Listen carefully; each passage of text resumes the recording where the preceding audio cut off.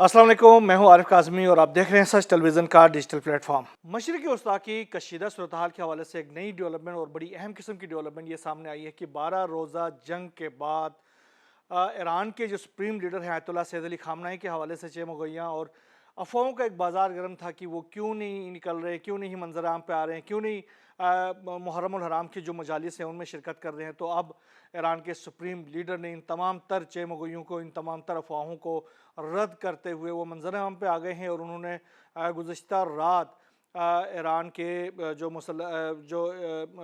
हुसैनी इमाम खुमैनी की जो हुसैनिया है यानी इमाम बारगाह है वहाँ पर उन्होंने हाज़िरी दी और आवाम के दरमियान मौजूद हुए। वहाँ पर मजालिस अज़ा मुनक्किद की गई। उस मजालिस में उनको बहुत बड़े पैमाने पर लोगों की एक बहुत बड़ी तादाद ने उनको वेलकम किया। मर्ग बर अमेरिका, मर्ग बर इज़राइल के नारों के साथ उनको वेलकम किया गया। इस्लाम की हक्कानियत की सरबुलंदी के हवाले से नारे लगाए गए और आलम इस्लाम की फ़तह के हवाले से नारे लगाए गए। और इस अजीम इज्तिमा में ईरान के supreme leader Ayatollah Sayyid Ali Khamenei ने बैठकर 1 घंटे से 1.5 घंटे तक की मुहित ये जो मजलिस आज़ा है उसमें शिरकत की। उस दौरान नौहे भी पढ़े गए और मजलिस आज़ा से ख़िताब भी किया गया और बड़े पुरइत्मीनान और पुरसुकून नज़र आए ईरान के सुप्रीम लीडर। और वहाँ पर जो मौजूद थे अवाम उनका भी जो उनका चेहरे थे वो खुशी से खिल उठे थे और वो हैरत ज़दा थे अपने दरमियान अपने लीडर को पाकर। तो ये जो उन क़ुव्वतों के लिए भी एक शिकस्त की बायस है जो कि ये अफवाहें उड़ाने पे लगे हुए थे कि ईरान के सुप्रीम लीडर जो हैं वो गायब हैं, वो मंजरा पर नहीं आ रहे हैं। तो वो क्यों नहीं आ रहे हैं, सवालात उठाए जा रहे थे। अब वो तमाम तवर जो सवालात हैं वो दम तोड़ चुके हैं और वो मंजराम पर आ गए हैं। और जैसा कि ईरान के जो सिपा पासदारान की जो सरबराह हैं उन्होंने कहा था कि ईरान की जो 12 रोज़ा जंग है उसकी तमाम तर क़यादत जो है वो सुप्रीम लीडर ने खुद ही की। एक जो हमला इसराइल के ऊपर किया गया उस तमाम तर हमलों के हवाले से ईरान के सुप्रीम लीडर ने अहकामात दिए। यानी इस तमाम तर जंग की जो सिपा सालारी थी वो ईरान के supreme leader Ayatollah Sayyid Ali Khamenei ने अंजाम दिए। तो ये भी वाज़ह हो गया कि वाकई ऐसा ही हुआ है। वरना जो इसराइल को इस जंग के अंदर जिस तरीके से सज़ा दी गई है वो गैर मामूली सज़ा थी जिसकी जो अभी तक भुगत रहा है इसराइल। टेलीग्राफ ने एक बड़ा इंकशाफ किया है, डेली टेलीग्राफ ने। उन्होंने कहा कि जो ईरान ने 12 रोज़ा जंग में इसराइल के 5 फौजी अड्डों को तबाह किया है। अब अंदाज़ा लगाएं, अब आहिस्ता आहिस्ता ट्रुथ जो है वो सच अवाम के सामने आना शुरू हो गया। इसराइल जो है वो लामाला कैसे छिपाएंगे अपने इतने बड़े लॉसेस को, उनको बताना पड़ेगा। याद होगा जब ऐनुल असद के ऊपर जो ईरान ने हमला किया था, अमेरिका जब कासिम सुलेमानी को शहीद किया गया था, तो उसके बाद ऐनुल असद के ऊपर जो हमला किया गया था उस वक्त भी ये ट्रम्प ये कह रहा था कि हमारा कोई जानी नुकसान नहीं हुआ। लेकिन बाद में हमने देखा कि कभी ये कहा गया कि इतने सारे फौजियों को 200 फौजी जो है जहनी अमराज का शिकार हो गए, 300 फौजी जहनी अमराज का शिकार हो गए और उनको वहाँ से इवाक्यूएट किया गया। तो इसराइल के जो नुकसानात है उसके हवाले से ये टेलीग्राफ का इंकशाफ बहुत ही अहम है। उन्होंने कहा कि इसराइल ने इस बात को छुपाने की पूरी कोशिश की लेकिन नाकाम रहा। इसराइल की कई जगहों तक ईरान के खतरनाक मिसाइल पहुंचे। ये तो मतलब 5 तो साइट्स मिलिट्री साइट्स के हैं, बाकी जो न्यूक्लियर साइट्स हैं, जो उनके साइंटिफिक साइट्स हैं, जो उनकी जो नॉलेज बेस्ड यूनिवर्सिटीज़ थे उनको तबाह किया गया, उनके साइंसदानों को, उनको मोसाद के एजेंट्स को मारा गया, उनके जनरल्स को मारा गया। बहुत बड़ी तादाद में इसराइल के अंदर जो तबाही हुई है, तारीख़ में इतना बड़ा ज़क किसी रियासत को नहीं पहुंचा जितना इसराइल को इस जंग के अंदर पहुंचा है। तो ये अब आहिस्ता आहिस्ता ट्रुथ मज़ीद भी सामने आते रहेगा और इंशाल्लाह हम वो आपसे शेयर करते रहेंगे। एक अमरीकी एहलकार ने कहा है कि इलाके में ईरान को शिकस्त देने का वाहिद हल ख़ामनेई का कत्ल है। ख़ामनेई को नुकसान पहुंचाने की कोशिश आग से खेलने के मुतरादिफ है। ये साथ में जवाब आ गया ईरान से। ईरान ने कहा कि इस बार हमला किया गया तो अमेरिका भी नेतन्याहू को नहीं बचा पाएगा, क्योंकि अब भी इनकी ये कोशिश है कि वो ईरान के सुप्रीम लीडर को कत्ल कर सकें। इससे पहले नेतन्याहू ने कहा कि हमने पूरी कोशिश, उनके जो वज़ीर जंग है इज़राइल कांट्स, उन्होंने कहा कि हमने पूरी कोशिश की लेकिन हम उनको कत्ल नहीं कर सके, उनको बच गए वो। और ट्रम्प कह रहे थे कि मैंने उनको बचाया। अगर आपने बचाया होता तो आपसे ज़रा पहले वो वज़ीर दिफा क्या कह रहा था। तो छोड़ें इन बातों को। ईरान के सुप्रीम लीडर इसी तरह इस जंग की क़यादत करते रहेंगे जो आगे और इस वक्त जो टेसिट आपकी जंगें हैं उन तमाम की वो क़यादत कर रहे हैं और इसी तरह कर रहेंगे। और इसीलिए ईरान के जो पासदारान इनकलाब है, ईरान के जो रेगुलर फोर्सेस है, उन्होंने ये कहा कि अब अगर कोई मिसकैलकुलेशन हो गई तो हम हिट करेंगे डायरेक्ट नेतन्याहू को। और नेतन्याहू के दफ्तर ने एक पैगाम जारी किया है। उन्होंने कहा कि हमास की जानिब से जो कतरी तजवीज़ है जंगबंदी के हवाले से, उसमें जो तब्दीलियाँ मांगी गई हैं वो इसराइल के लिए नाकाबिल कबूल है। जो हमने कल बयान किया था उसमें एक तो इसराइली फोर्सेस के इनखला और खाने के जो जो इमदादी सामान की तकसीम के हवाले से तब्दीलियाँ, और इस तरह गज़ा में मुकम्मल जंगबंदी की जो जो उन्होंने इन रिटर्न अमेरिका से मांगा था, उनके हवाले से उन्होंने कहा कि हमें ये नाकाबिल कबूल है। ताहम नेतन्याहू ने कैदियों की वापसी के लिए मुज़ाकरात जारी रखने और कतर की इस तजवीज़ की बुनियाद पर बातचीत जारी रखने पर रजामंदी जाहिर की है। और इसराइल की जो मुज़ाकराती टीम है वो आज जो है वो कतर रवाना हो रही है। तो बहरहाल एक तरफ ये भी कोशिश जारी है अमेरिका की और इसराइल की कि वो जंगबंदी करें, और दूसरी तरफ ये कि ये गज़ा के अंदर उन्होंने अपनी जो जारियत का सिलसिला भी जारी रखा हुआ है। गुज़िश्ता 24 घंटों के दौरान जो कार्रवाइयाँ की गई हैं उसमें 38 से ज़ायद फ़लस्तीनी मज़ीद शहीद हो चुके हैं। ये गज़ा की ताज़ा तरीन सूरत हाल है। यमन ने एक बार फिर एक बड़ी कार्रवाई की है। यमन की जो तमाम तर कार्रवाइयाँ, पहले उन्होंने ईरान के हक़ में भी उन्होंने जंग में उतरने का फ़ैसला किया था, और इसके बाद वो गज़ा की हिमायत में मुसलसल जंग के अंदर मौजूद हैं। और वो मुसलसल ईरान और इसराइल की जंग तो ख़त्म हो गई, लेकिन यमन वाले अभी भी इसराइल के ऊपर हमले कर रहे हैं। आज जो फ़लस्तीन 2 मिज़ाइल से हमला किया, इसे जो सुपरसोनिक मिज़ाइल है, उसके नतीजे में बिन गोरियन एयरपोर्ट को एक बार फिर हिट किया है। इसराइल ने गो के कहा कि हमने इस मिज़ाइल को फ़ज़ा में ही नाकारा बना दिया है, लेकिन ये मल्टी वार हेड मिज़ाइल था जिसने जिसको हिट करने के बावजूद भी इसके जो वार हेड्स थे वो जाकर उन्होंने इम्पैक्ट किया है, और इसराइल के अंदर तल अवीव के अंदर काफ़ी बड़े पैमाने पर नुकसानात हुए हैं, और बिन गोरियन एयरपोर्ट के अंदर जो फ़्लाइट ऑपरेशन है वो मुनक़ता हो गया है। इसराइल के जो मरकज़ी इलाके हैं और मगरबी इलाके हैं वहाँ पर ख़तरे के सायरन बजाए गए हैं और आयरन डूम को मुतहर्रिक कर दिया गया है, लेकिन नुकसानात जो हैं वो इसराइल को पहुँचे हैं।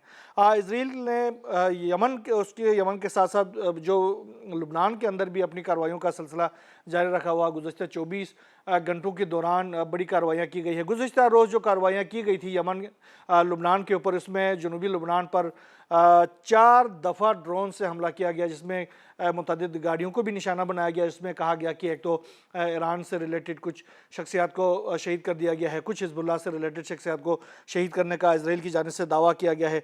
और ये जो बिनते जबील में जो कार्रवाई की गई थी उसमें उन्होंने कहा कि हमने हिज़्बुल्लाह के एक बड़े लीडर को शहीद किया है, लेकिन हिज़्बुल्लाह की जानिब से इस हवाले से कोई अभी तस्दीक या तरदीद सामने नहीं आई है। लेकिन शेख नईम कासिम जो कि हिज़्बुल्लाह के सरबराह हैं, उन्होंने कहा कि हम एक तो हथियार नहीं डालेंगे, और दूसरा ये कि हम अभी भी कोशिश कर रहे हैं कि किसी तरीके से इसराइल के साथ जो जंगबंदी का जो मुआहदा है उसके ऊपर अमल दरामद कर सके, लेकिन इसराइल मुसलसल हमारे सब्र के पैमाने को टच करता जा रहा है, हमें उकसाता जा रहा है। लेकिन जब हम शुरू हो जाएंगे तो फिर इसराइल को भागने के लिए जगह नहीं मिलेगी। लुबनान जो है, लुबनान की जो गवर्नमेंट है, उसके कहने पर हम हथियार नहीं डालने वाले, ना हम हथियार रखेंगे। ये तो आप भूल जाएं कि हिज़्बुल्लाह जो है वो हथियार छोड़ देंगे। हिज़्बुल्लाह और हमास के हवाले से हथियार उनसे वापस लेने का अगर इसराइल, अमेरिका और जो रीजनल कंट्रीज़ का कोई ख्वाब है तो ये ख्वाब उनको भूल जाना चाहिए, इस ख्वाब से बाहर निकलना चाहिए, क्योंकि ये मुमकिन नहीं है हिज़्बुल्लाह और हमास को एक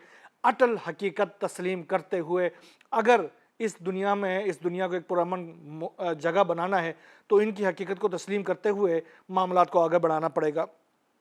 दूसरी तरफ एक बड़ी खबर हिज़्बुल्लाह ने नेतन्याहू के हवाले से आई है कि नेतन्याहू के ख़िलाफ़ जो इसराइल के अंदर जो एहतजाज का सिलसिला है वो लम्हा ब लम्हा, दिन ब दिन वो बढ़ता जा रहा है। ख़ास तौर पर जो यरगमालियों के जो रिश्तेदार हैं, जो ख़ानदान वाले हैं, जो वर्सा हैं, वो मुसलसल एहतजाज कर रहे हैं। बड़े पैमाने पर एहतजाज हो रहा है। अब इसराइल के अंदर बाकायदा तौर पर जो फोर्सेस के साथ क्लैशेस शुरू हो गए हैं और लोगों ने बाकायदा हथियार उठाना शुरू कर दिया और मुसलसल तौर पर वहाँ पर तबाही फैल रही है। और अब ये है कि बाकायदा तौर पर गन फायर्स की आवाज़ें वहाँ से आना शुरू हो गई हैं। लोग मर रहे हैं, लेकिन वहाँ की जो मीडिया है वो कि वो भी गोदी मीडिया में यरगमालियों की वापसी और जंग के खात्मे का मुतालिबा उन्होंने किया है। और दूसरा ये कि मुजाहिरीन का मकबूजा इलाकों में बड़े पैमाने पर मज़ीद मुजाहरे फैलाने का उन्होंने ऐलान किया है। नेतन्याहू की जंग पसंदाना पॉलिसियों के बाइस वो लोग कहते हैं कि कई जो कैदी हैं वो हलाक हो चुके हैं, बाकी मानदा असरान को बचाना अब फौरी तरजीह होना चाहिए। सड़कों और शहरी जो हैं वो सड़कों पर निकलें और नेतन्याहू काबीना पर दबाव डालें ताकि जंग खत्म और कैदी रिहा हों। ये वहाँ के जो मुजाहिरीन हैं, एहतजाजी मुजाहिरीन, वो ये मुतालिबात कर रहे हैं और आवाम को मोबिलाइज कर रहे हैं कि आवाम ज़्यादा से ज़्यादा सड़कों पर निकले ताकि नेतन्याहू को या तो फोर्सफुली उसको मजबूर किया जा सके कि वो इस जंगबंदी के पर आमादा हो जाए। दूसरी तरफ रूस और यूक्रेन की जंग के हवाले से बड़ी अहम किस्म की डेवलपमेंट्स सामने आ रही हैं। रूस की जानिब से जो ट्रम्प के साथ जो सदर पुतिन की 1 घंटे की जो टेलीफोनिक बातचीत हुई थी, उसके बाद से दोनों ममालिक के दरमियान ताल्लुकात कशीदा तो हुए ही हुए हैं। ट्रम्प ने बाकायदा इसके ऊपर मायूसी का इजहार किया, ख़ास तौर पर यूक्रेन जंग के हवाले से। अब जो है यूक्रेन की जानिब से जो कार्रवाइयाँ की जा रही थी, रशिया ने पलट कर जो वार शुरू किया है, तो उसके बड़े ख़तरनाक नताइज सामने आना शुरू हो गए। ख़ासतौर पर जो लुहानस्क का जो इलाका है उसको मुकम्मल तौर पर अपने कंट्रोल में लेने के बाद अब उन्होंने तमाम तर तवज्जो जो है वो कीव के ऊपर रखी हुई है और कीव के ऊपर मुसलसल मिज़ाइलों के हमले किए जा रहे हैं। सिकंदर मिज़ाइलों के हमले किए जा रहे हैं और शिनिंग मिज़ाइल एक दफ़ा दागा गया था जिसके नताइज जो है वो दुनिया ने देख लिए। रशिया ने कहा हुआ है कि अगर हमें मजबूर किया गया तो हम ओर्शनिंग मिसाइल का हमला कर देंगे। अब उन्होंने कहा कि इसके लिए ज़ेलेंस्की के लिए कोई जगह बाकी नहीं है। अब रशिया जो है वो यूक्रेन का सरेंडर चाहता है। अगर यूक्रेन सरेंडर करता है तो ये जंग ख़त्म होगी, वरना मुमकिन नज़र नहीं आता। ये जो ट्रम्प कहता था ना कि ईरान को सरेंडर करना चाहिए, ईरान के शाहिद ड्रोन्स जो है वो इस वक्त अमरीकी प्रोक्सी यानी यूक्रेन को सरेंडर का कह रहे हैं।